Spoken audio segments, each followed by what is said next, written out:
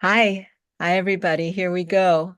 Another lesson with Zen Master Kathryn McIntosh. Great to see you, Kathryn. This is a series of lessons from Kathryn, who has walked the walk, lived the life, practiced everything that she preaches here. And I've come to know her and love her over the time that we've been learning with her. So thank you. We're recording on Tuesday, November 19th. We're going to continue with our fourth lesson. We had patience, we had generosity of the six perfections. This is our second lesson in meditation. And maybe we'll have a review. But Kathryn, as we came on, you were giving us a very interesting metaphor, so maybe we can take it from there. Over to you. Yeah, I was just a welcome to everybody, and this is part two. So of the meditation practice, we will have a part three, because the whole practice is so complex. So we need another part. So there'll be another one after this. But I was saying it's like making a pie. Basically, you've got all your ingredients together.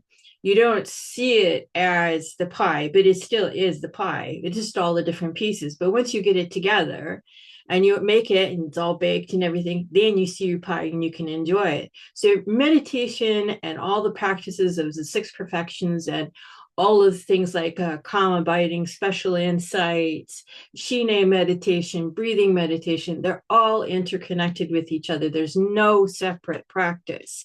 They all touch on each other. And that's what's beautiful about the whole process is that you can be practicing one.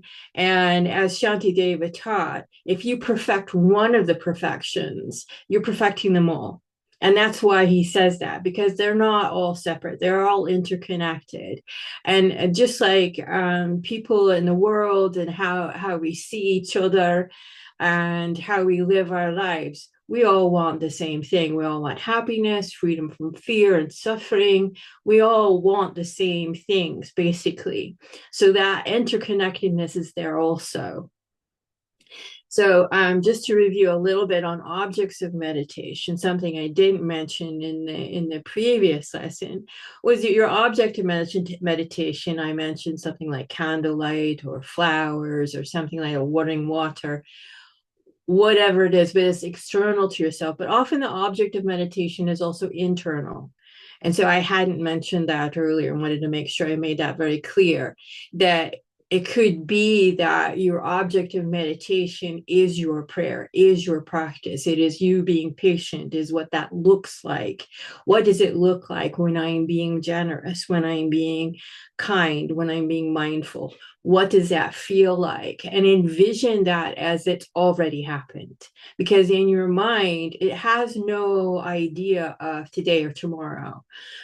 We set those time constructs according to man's idea of today, yesterday, now. But in your mind, there is no such time. There's no limitation. It's seamless.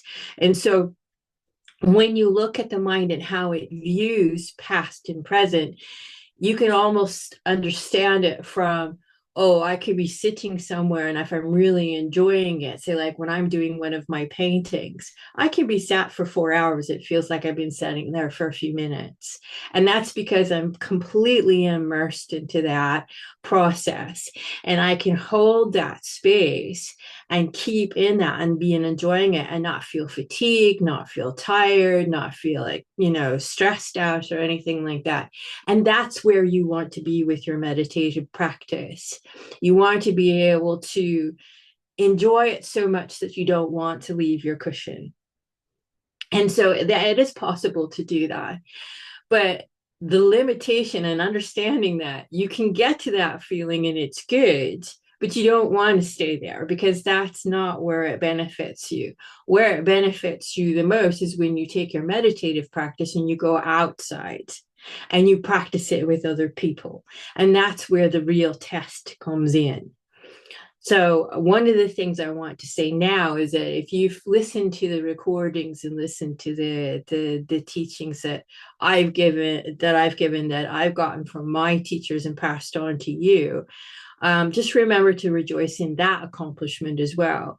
You've made a huge choice to actually sit and listen to those teachings, and that's a blessing you, whether you can see the result of that or not. It's like that making that pie. You're in that process of making all of that. And then your motivation, you set your motivation every time you come and say, may I be the cause of the happiness of others. May I be free. May I be the cause of them being free from suffering. So you're making that promise to yourself as well to everyone else. So that is a great blessing as well.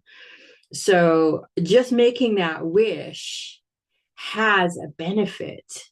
And it's almost like the universe gets happy. Amazing things happen. People come your way, they come to help you when you don't expect them to. That's because you're open to that process and people feel that. I don't want to spend too much of a mystical kind of thing onto it, but I know for a fact that when I was in Nepal, when I was in Kathmandu, and I found that I was struggling with something, all of a sudden people would just show up that would give me exactly what I needed. And I wouldn't be looking for them necessarily. I might be just innocently sitting there having my lunch. And all of a sudden somebody just appears and says, oh, can I sit with you? Yes, of course you can. And then we'd be sitting there talking, as you do. And all of a sudden they have a group of people that can help me with a problem I've been having. And it's like, oh, do you know, you could help me. And it just all of a sudden that happened so many times I lost track. And so it does work. You are protected as well. There were times where I can say one time in the morning when I was up doing my prayers, you think, oh, this isn't benefiting anybody, me just saying my prayers by myself. But I will tell you something quite quickly before I get on to the rest of the lesson. There was a steep set of stairs that came out of the Gompa, and the steps went down and then down into a hill. So there was no way. If you fell down the stairs, you were going to fall quite a long way down concrete steps. And as I was doing the prayers and doing the water bowl offerings first thing in the morning, I was quite tired. But I stopped for a moment to just listen to the bird song. And I went to step out to take a step down on the steps. But it was almost like I could feel a hand on my shoulder pull me back. It was the strangest thing. But had I taken that step, I would have fallen down those stairs. I would have taken a very nasty fall and hurt myself. So you can say this like, oh, well, it was just your body reacting to whatever it was, whatever you want to do to explain it away. But to me, it felt like I was being looked after, whether it was my body that was in tune with the space I was in, whatever that was. I attributed it to the fact that I was more aware of my space, where I was, what I was doing, and that part of it protected me. And again, I can tell you how many times that happened. And over again, I could have been hurt very, very badly in a strange country where I probably wouldn't have had anybody to help me. But help was there. It was just different. So I'll leave that kind of thinking with you a little bit and see what you feel about it. But one of the things I wanted to say that, we'll go back to the object of meditation, is that when you hold your object of meditation, whether it's internal or external, it should be something that is clear and steady. Not so bright that it's like looking at a blinding sun, but it should be something that's very, very definite. It's almost like, as an artist, I can draw a sketch of something. I can look at someone's face and I can draw their face. I can get their features and say, oh, that looks like you. And it's like that. It's like holding that image, those details in your mind. The colors will be vivid, the details will be there. You might notice something when you're looking at someone or an object. You might not notice features and things that you haven't seen before, but it's only because you're paying attention. And most of the time, we're not paying attention. We're not looking at those things. And so when you start examining your feelings, your reactions, you're just noticing things that you haven't picked up on before. They're there.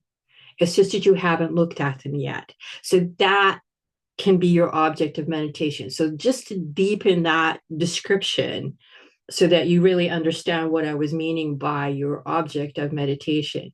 Again, it can just be, a flower or a river or something like that, but you're looking at it with clarity. You're examining what it is. Water, it's H2O, it's particles of hydrogen and oxygen. There's fish that live there, there's small little amoebas that live in the water, there's algae, there's all kinds of little creatures that are there. So you're really considering all the different aspects of whatever it is you're looking at, yet not in a scientific way. So don't want you just kind of examining it, taking it apart and going in that direction. Because I know a lot of people that do meditation quite a bit do have scientific minds. They're very curious people. And so I don't want you to go that way. Just want you to hold that, knowing this is precious and just saying that's why it is. This is precious. This is, what is it, 80 or 90% of my body is water. And when you look at those things and you consider it and how precious that is, it can lead on to other things, right? So your clarity will also help you in stopping you becoming lax or lethargic. And that means you're sleepy, you're not paying attention in your meditation, you're not not being lazy with your mind. And our minds are quite lazy. We let them be lazy most of the time. And so when you start being too lax and too lethargic in your mind, this can cause you quite a bit of stress, actually, as well as being too excited, which is kind of a funny thing. So when you start thinking about it, it's like, oh, well, I need to go and rest. Well, actually, resting is not the same as sleeping. All right. So when they talk about resting your mind, it means about this gentle kind of not pushing yourself into meditative process.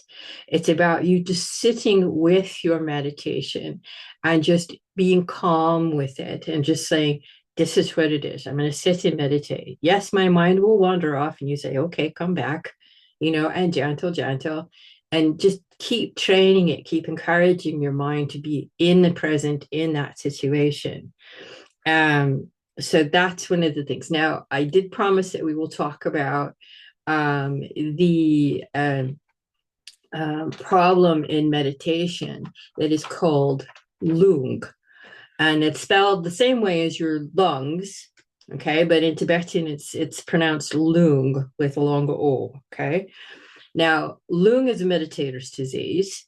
Now, they in Tibetan teachings, they will teach you that lung can be either chronic or acute. Now, most of us, and especially, in Western society, have chronic lung, I'm afraid to say.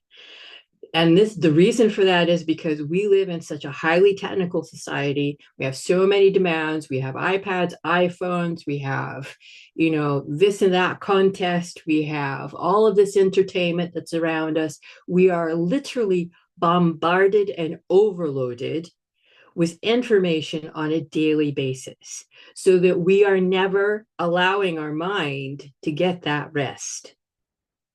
Okay. Again, it's not sleeping, but I'm just saying rest. Take your time away from it. So, one of the things that will make lung worse is if you try to push yourself into meditation. If you meditate too long, if you meditate infrequently and then expect yourself to be accomplished and suddenly go on a 2 week retreat without any preparation before, if you are making an effort to practice, but then you make excuses and say, oh, I don't have time today. Maybe I'll do it next week. And those excuses will sit with you in your mind. They will stay with you and it will continue to repeat. So you're creating a habit where you made an excuse not to meditate and not to practice, not to try and understand the perfections and actually put them in place. But your mind wants you to do that because that's part of your luminosity that's naturally there. It wants to be fed.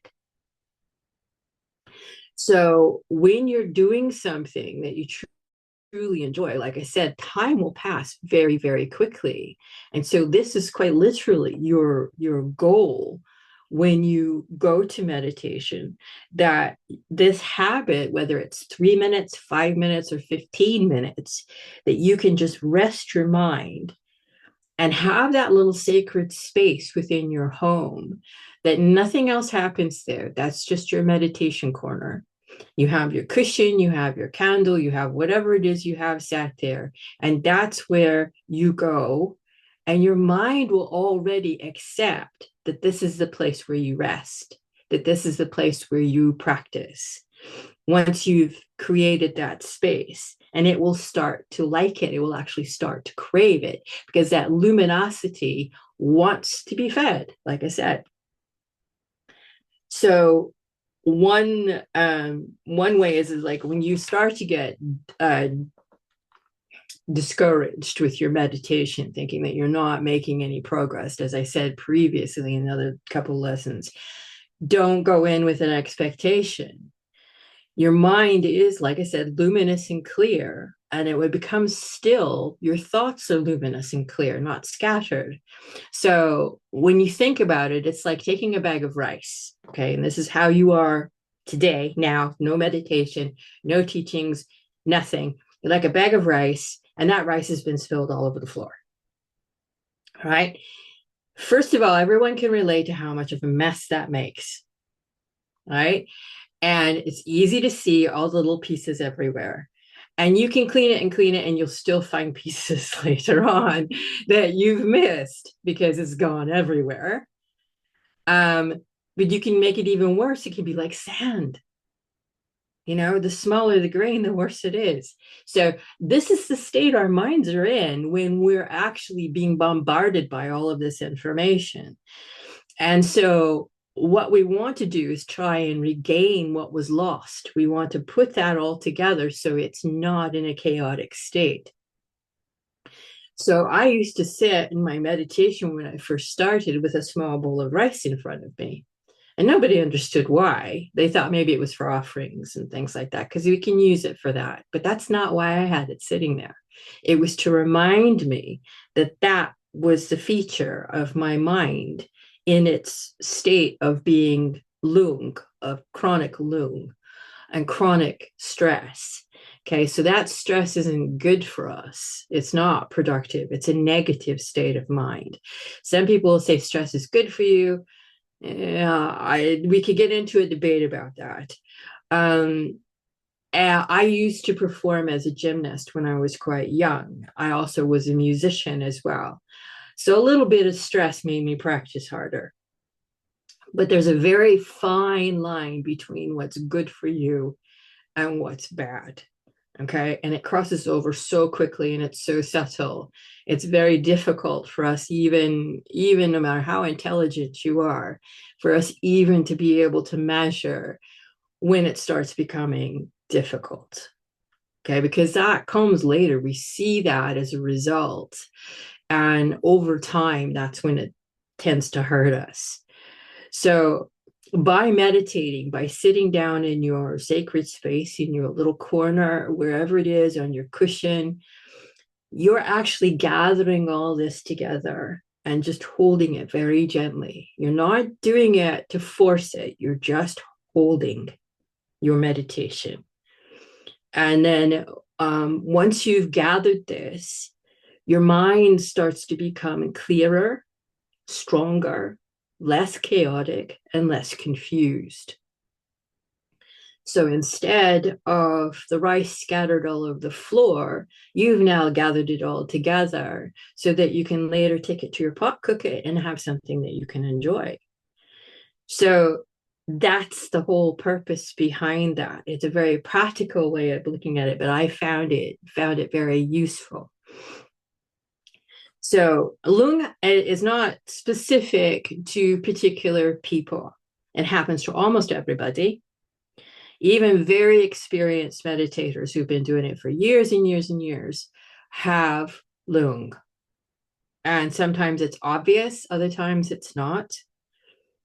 But it's almost like when you're an athlete, like I said, when I was a gymnast, when I was a young girl, you need to take time for your muscles and your sinews and everything to recover after a heavy practice.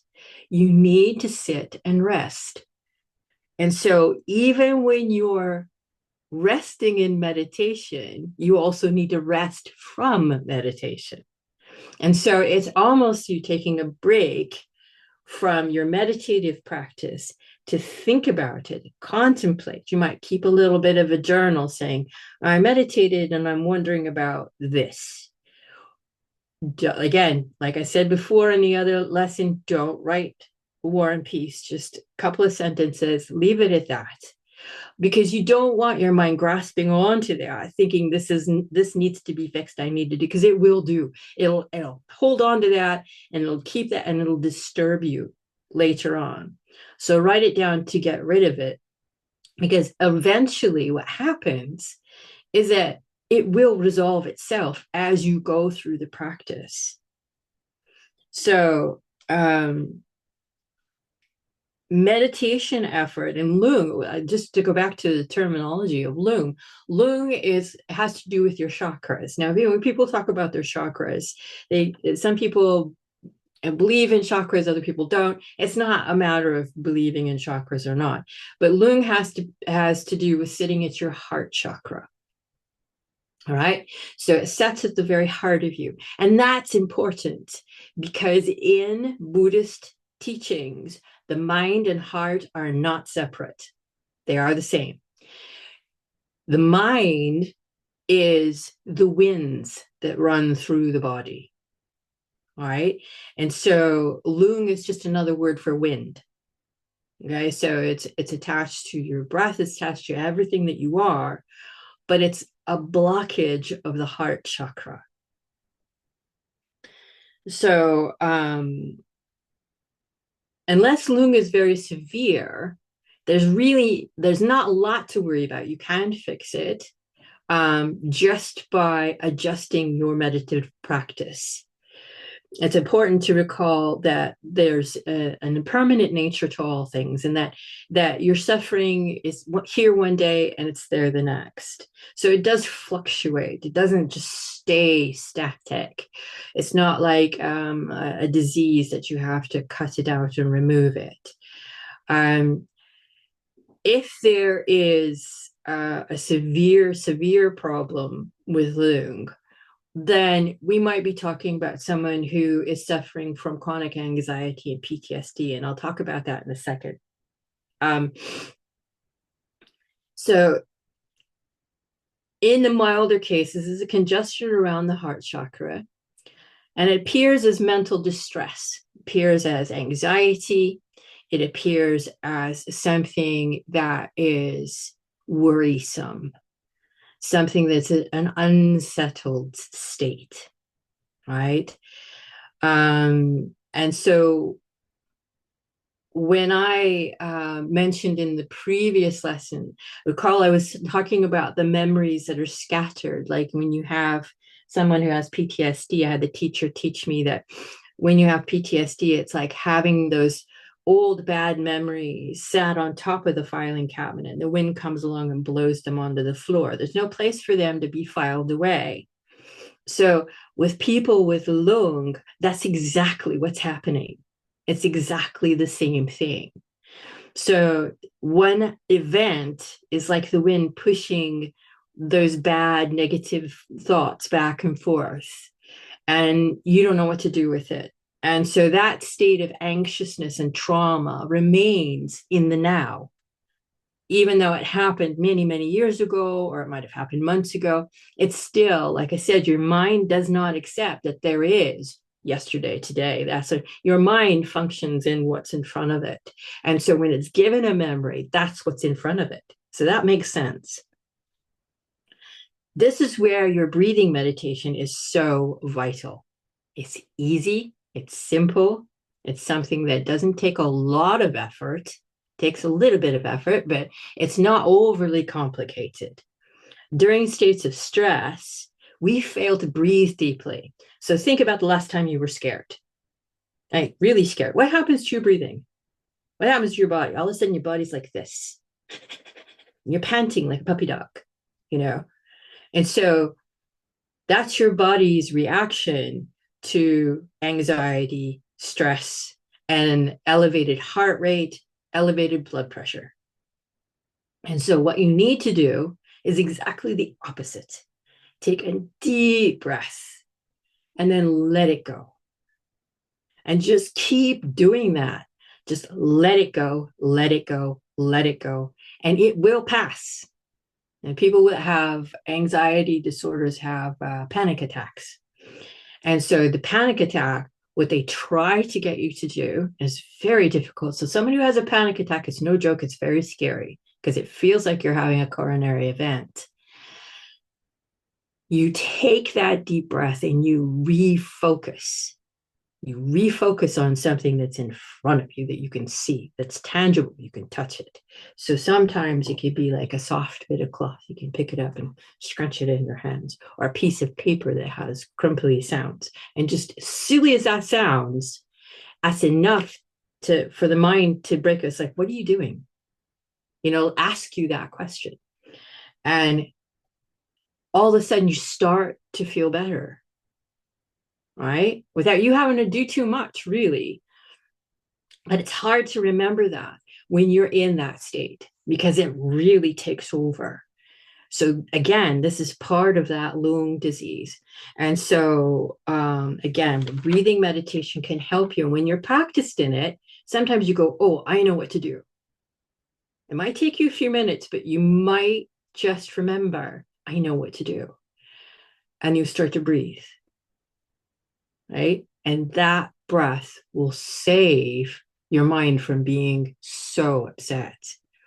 Now, one thing I will say is if you have a doctor who's giving you medication for anxiety or PTSD, take it. Right? Follow their instructions. If you want to change it, discuss it with them first. Never, never, never stop your medications all at once. That's bad for you. It's not good. Some people don't believe in medications, but sometimes we need a little help. Okay. When things have been so bad in our lives, and I know several people that have been hurt, they've gone through abusive relationships, they've had abusive childhoods, and they've needed help temporarily to get them over that hurdle. Practice breathing meditation with the medication, right? Because that helps the medication work even better. And so that you may not need as much, or you might be able to come off of it altogether. So it depends on the individual with that. So just be very, very wise and be very careful with that. But this is one of the things where I say you have to be gentle. Anyone can get lung. And most of us, I admit, most of us have it, when we start out. Most of us have some kind of chronic anxiety living in the society that we do today. So we don't live in monasteries where we have people bringing us our food, taking care of us. We don't live in a society where our communities are together, because they're not. Our communities are dispersed. We don't have a sense of community anymore. Human beings need that. We need each other. We need each other to hold one another and hold each other up, because that support is vital to our mental well-being as well as our physical well-being. And so lacking in that, we have to be our own nurturing source. So this is why I say, gentle practice, when you look at generosity of kindness to yourself, patience with yourself, so that you can be patient and gentle with other people, where you can be generous with other people. It all connects together. It's only simple, just little pieces of the puzzle that go all together in the end to make the whole garden grow, right? So, if you try to, and I've seen other people do this where they chase after particular teachers because they're popular, they're famous. They chase after initiations, empowerments. They try too many practices, some in Zen, some in Buddhism, some in this and that before they've actually to a degree of knowledge and experience. And they're constantly doing this. This will cause you to have lung, guaranteed, because you'll be confused, you won't be settled in your practice. So pick one thing and stick with it for a while until you're very, very familiar with it, because you need that to become second nature before you go and look at something else. I'm just not saying not to, because it's quite interesting to look at all the histories of Buddha Dharma and all the different aspects. And even in Christianity, even in Judeo-Christian practices, even with that, stick with one thing for a little bit until you're familiar with it, till you know it, till you own it, till it's yours, and then go and search for other things and grow your own self. You have to start with a seed first. Can't do that. You won't get flowers if you don't start with a seed, right?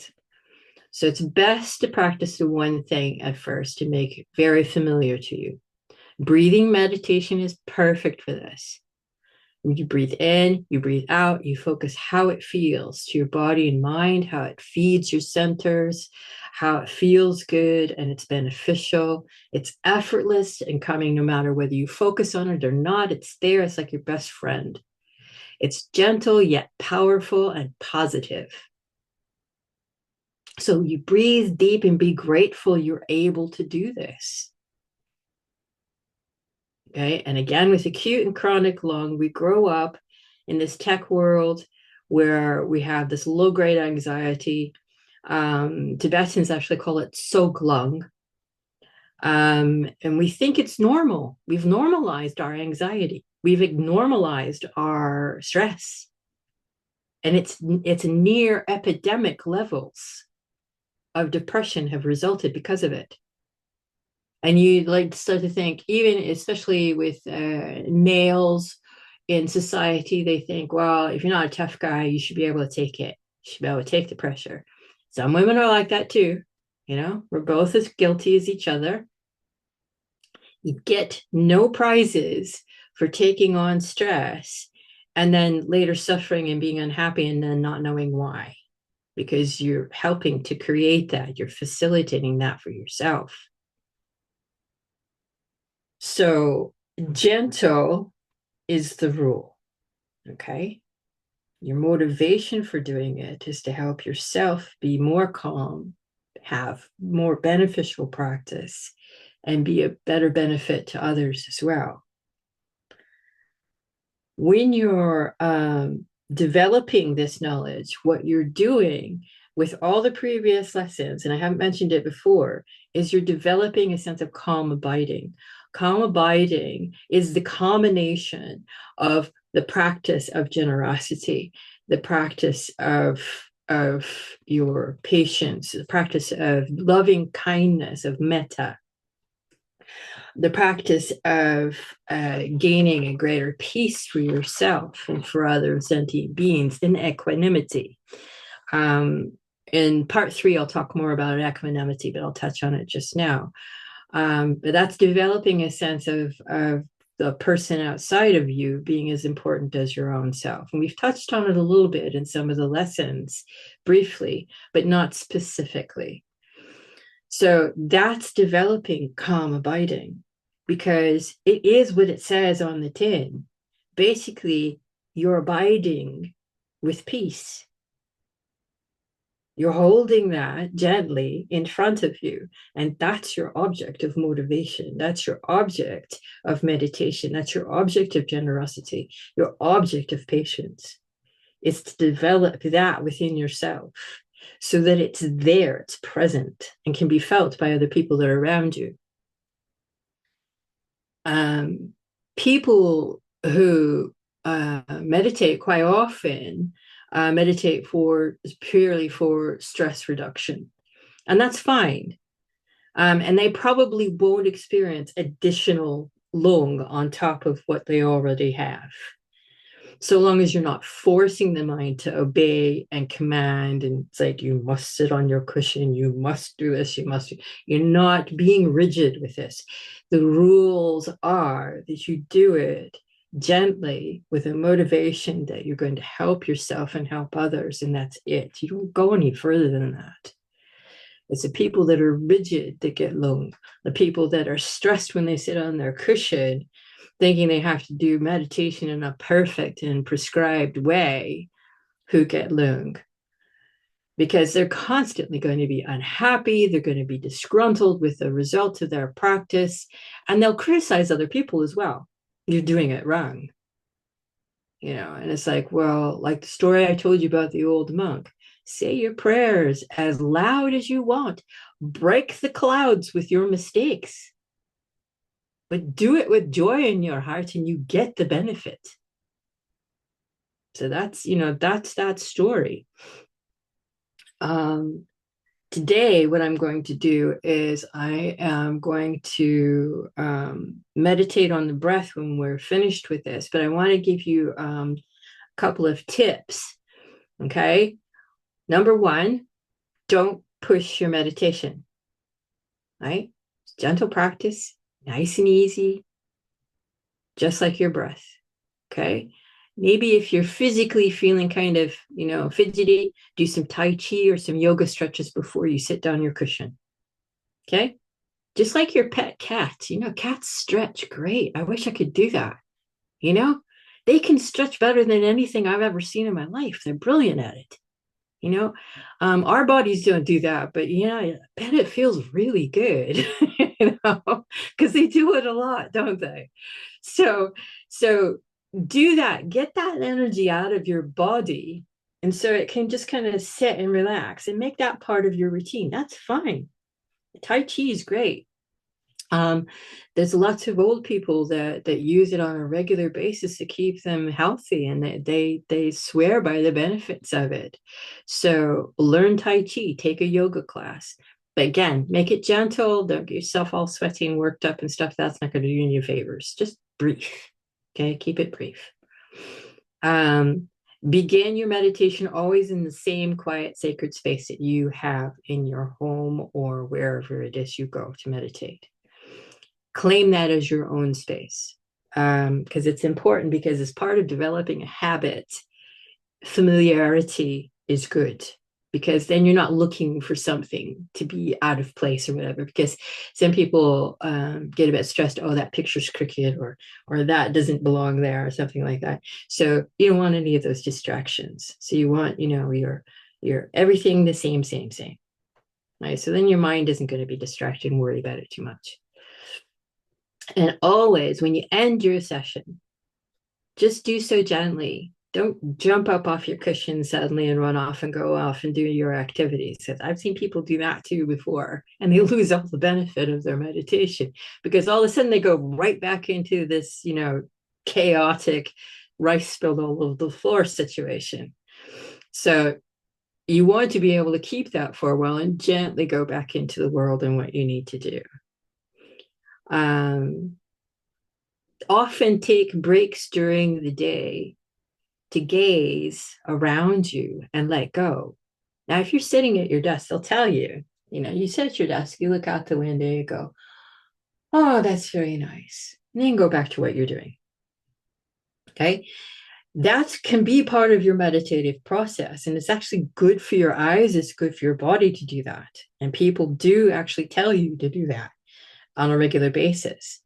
Stand up, walk away from your desk for a few minutes, then come back. If you're stuck with something, that actually will free your mind up a little bit, give you a little bit of clarity, because you've rested for a few minutes. It just takes 1 or 2 minutes. It's not a big thing. And once you've gotten into a habit of doing that, it becomes that your body wants you to do that. Oh, let's go get a cup of tea. Go have a cup of tea. We're famous for having tea in the UK. Everybody goes on a tea break at 3 o'clock. And it's true, we do. Even the nurses. Everybody has cups of tea all the time. And that's useful. It is. It's useful. It's good. Right. Keep yourself with a balanced diet as much as you can. If you have a particular sickness or if you have problems like I do, you have to be very careful about what you eat and when you eat. But stick with it as much as possible because that will help with your body respond to meditation because your body's been able to rest. It's not under any undue stress. If it's in pain, if it's stressed, I tend not to meditate on those days when I'm having a lot of pain.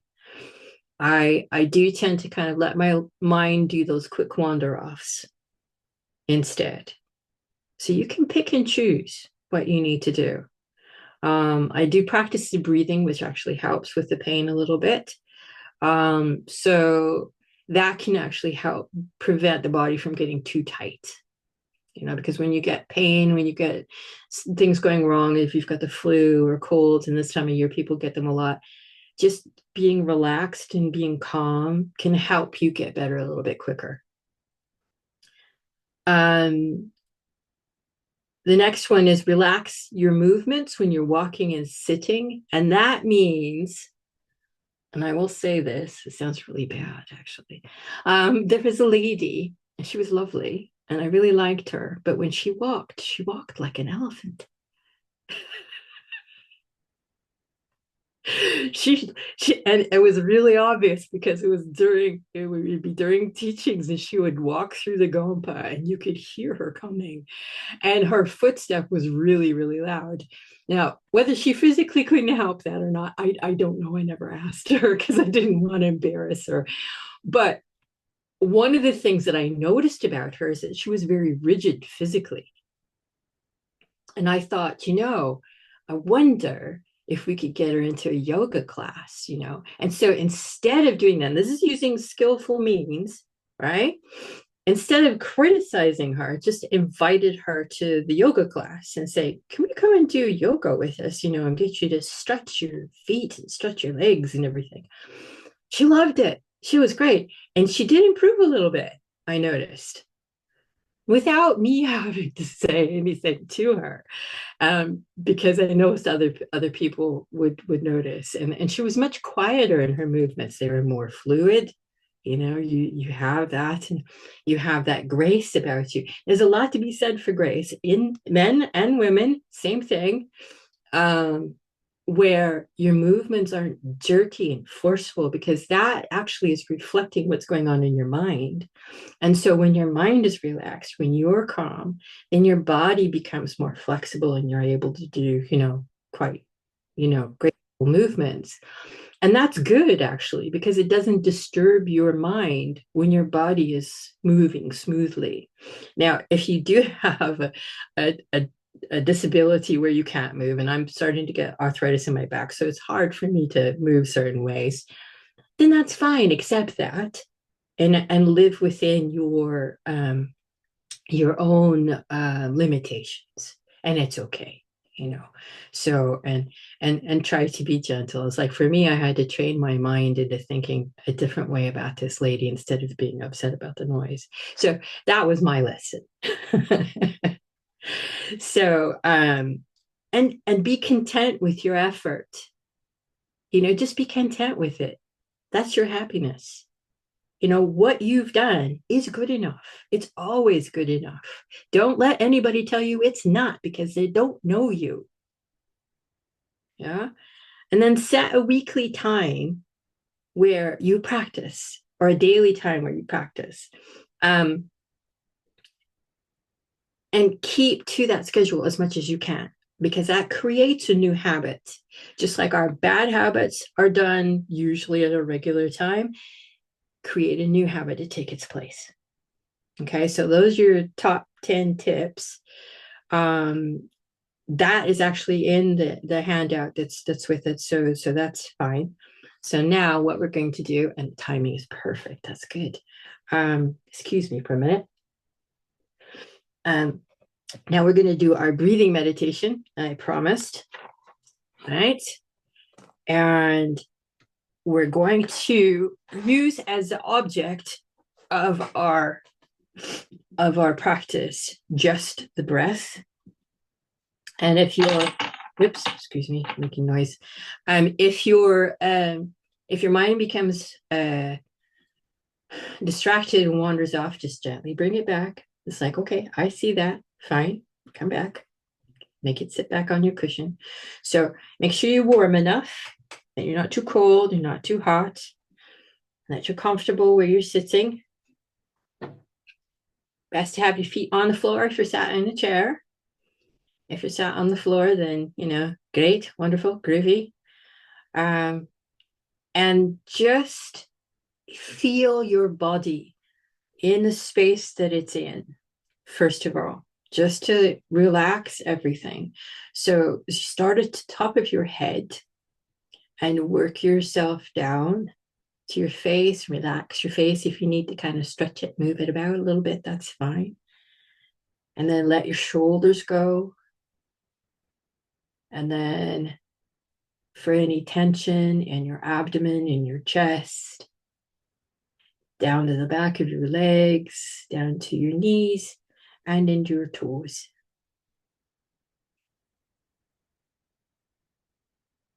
Cleansing breath in and out.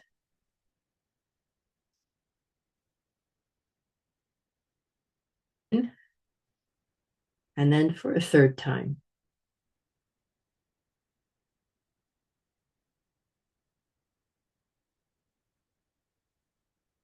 Allow your thoughts to pass and focus on your breath. And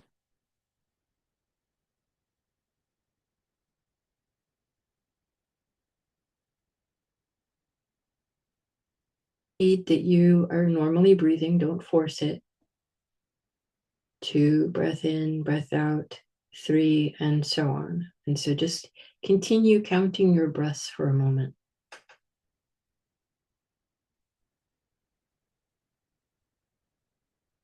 Next, start over at 1 again, it's fine.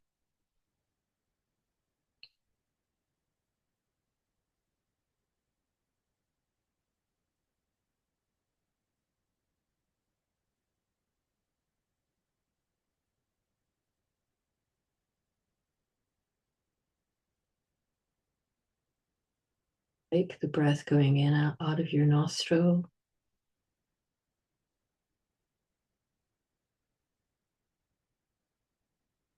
Let the warmth of it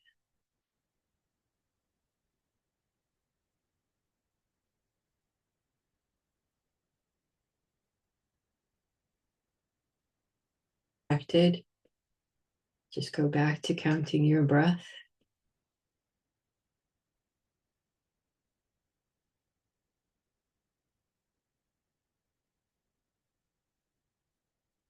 Tensing up, then take 3 cleansing breaths again and start all over. It's fine.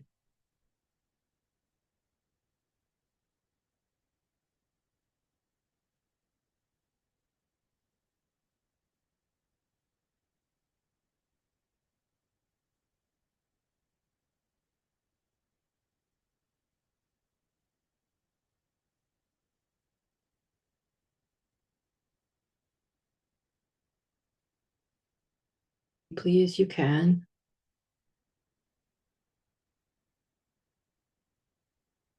Slow down your breath so that you're not breathing too quickly.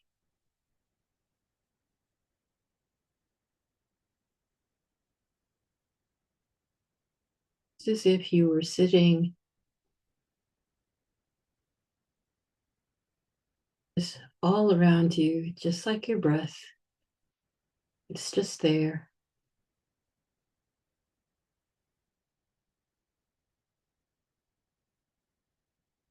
For your breath.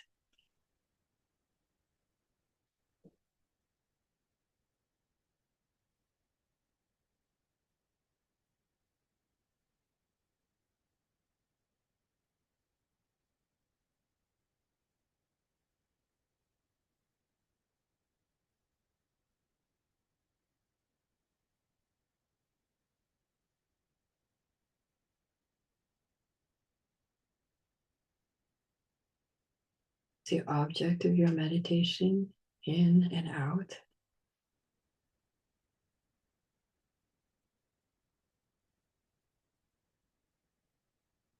And put your hand on your abdomen so you can feel it, if that helps.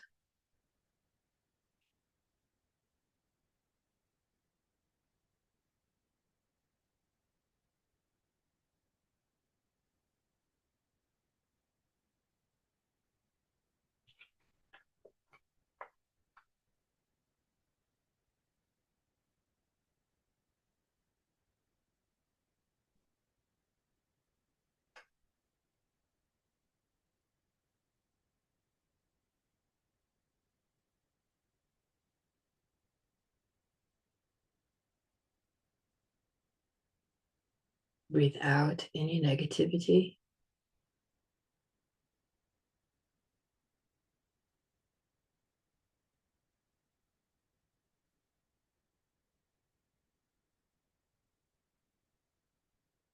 Exactly the same as everyone else's breathing.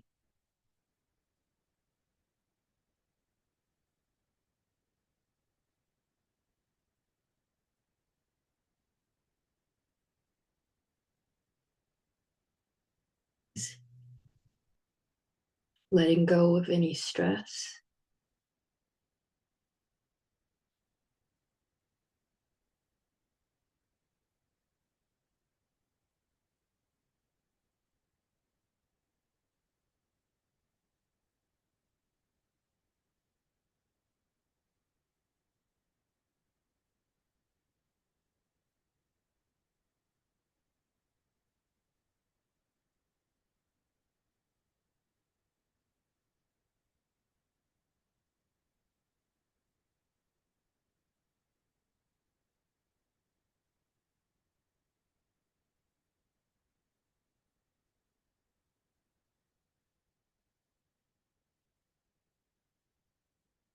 Part of your meditation, always dedicate.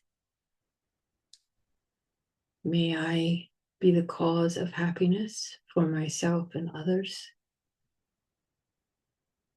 May I suffering of myself and others.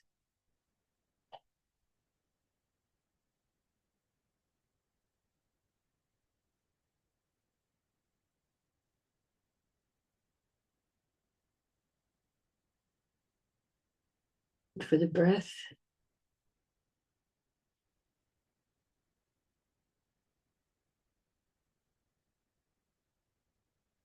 quietly for a moment.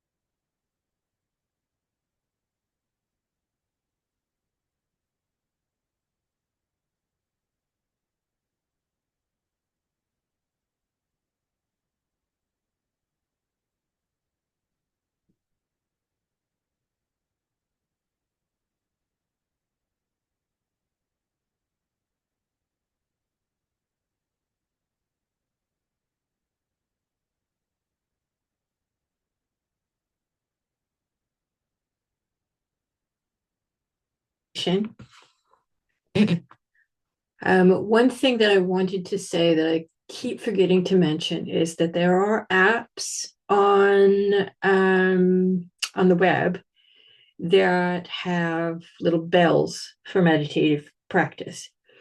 And those are quite useful because then you can just sit there and you don't have to worry about time or anything like that. And that actually takes that worry away from you. So that's actually a really good one to use. A lot of them are free. So I don't go and pay for one because the paid ones aren't any better than the free ones. And some of them will have meditations up to a minute or 3 minutes or 5 minutes or 15, depending on what you did. I mean, this time we did a 5 minute meditation. So we did it a bit longer than we did before. So that's good, actually, because that felt about right for everybody. Because you don't want to jump straight in and do 15, 30 minutes or, sit there for an hour. That's a bit long. And especially if you're doing it with children, it's generally the rule is the same way for the naughty step, 1 minute per year. Okay. So if you have a child who you set on the naughty step, it's if you're like 2 years old, 3 years old, it's a couple of minutes for the naughty step because that's about all they can take. And it's the same with meditation. If you're teaching a child, their attention span is very short. So for them, a minute meditation is enough. 2 minute meditation is enough. The point is to try and practice. And then once they get used to sitting with mommy or grandma, they will learn to like it. They will enjoy that time with you because it's quiet, it's peaceful. And some children really crave that, especially children with ADHD. They don't have enough for that. They're constantly the spilled bag of rice. That's their whole world. And I can't imagine, what that must be like for them. And everything's so overwhelming. And so meditation, it actually is a very, very good thing for them to try. And just for a few minutes, even if you get them just to kind of do the breathing for a couple of breaths, that's great because that gives them the idea. And once they decide that the idea is theirs, they might even ask, "Oh, grandma, can you come and meditate with me? Can you sit with me? Can we have a story after?" That's great. Fine. Yeah. Let them make it up the way they want to. Okay. And so for the final lesson in part 3 for meditation, we'll talk about equanimity a bit more because I want to make sure you understand that practice. And then we'll definitely do the Shine meditation because that has to do with the process of death and dying and equanimity and the reasons why we kind of see each other as equal. And then we'll do another good meditation. I might get an app on my phone to do a ringy bell so I can benefit from meditation because it's hard to teach and meditate at the same time because I don't want to forget that you're there. So I have to talk through it. But you don't always need a talking meditation. Sometimes it's just good to be quiet and be in that space. So we've done really well with our time this time. So I think that worked really good. So again, if there's any questions anybody wants to send me on the Grandmothers Network, I am logged in on there. So if you want to send me a message, then that's great. I will answer anybody that wants to, pop me a note, say, what about this or what about that? Perfect. Thank you, Kathryn. Stay on a minute while I shut the recording. Bye, everybody.